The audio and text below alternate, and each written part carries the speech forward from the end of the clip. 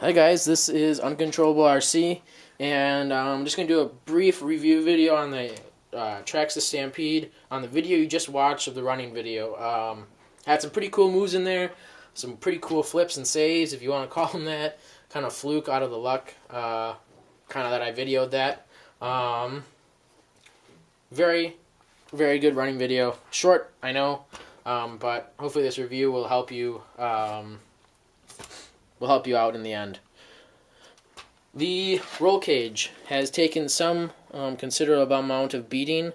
It's been thrashed around on the asphalt and on the gravel and on the rocks and sand and whatever you want to do.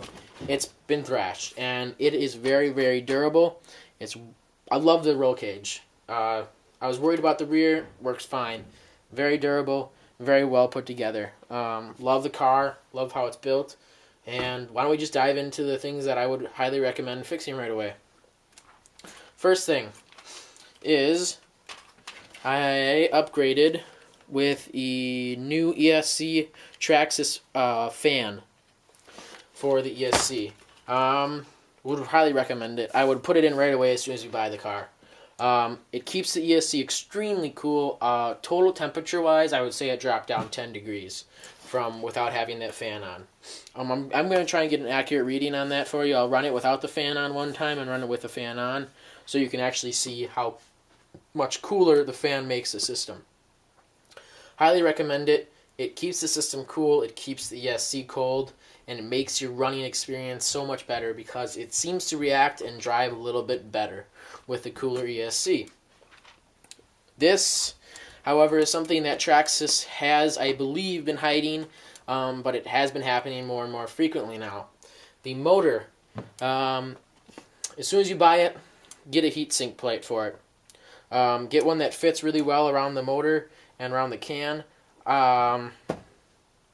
That's what you want to do. You want to get a heatsink plate for the motor right away. The motor runs extremely hot. I'm not going to lie. On about 10 minutes with the 8400 Maha pack, it was running real hot. Don't like that fact. I actually blew out the epoxy inside the rotor. You could actually take the whole rotor apart, and it shouldn't be able to do that because the epoxy should be holding it in. But the rotor, I could actually take the whole rotor apart because the epoxy got so hot that it melted, and it caused the system to break down into fry, I guess is essentially what you want to call it. But I went down to the hobby shop. They had a new rotor in stock. Bought the new rotor, and I bought a repair kit for the bearings and the spacers for the motor.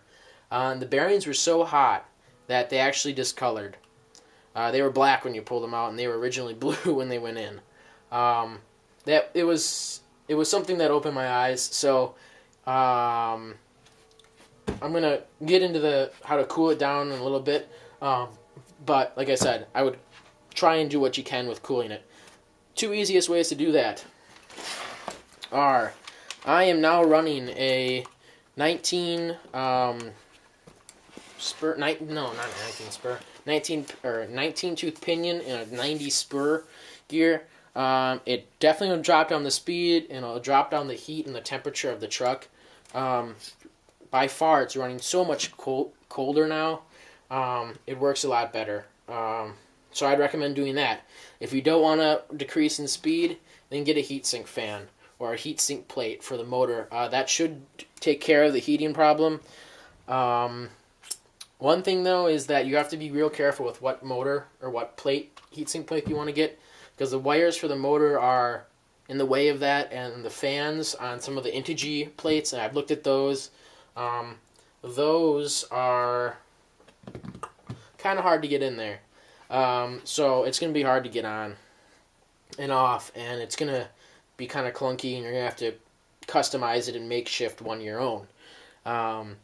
So on that note, I would recommend getting a heatsink plate and the ESC fan for the ultimate running. With those two things in there and a nice battery pack, it's an ultimate running machine. Super durable, super fast, super strong. Love the truck. Love how I laid it out.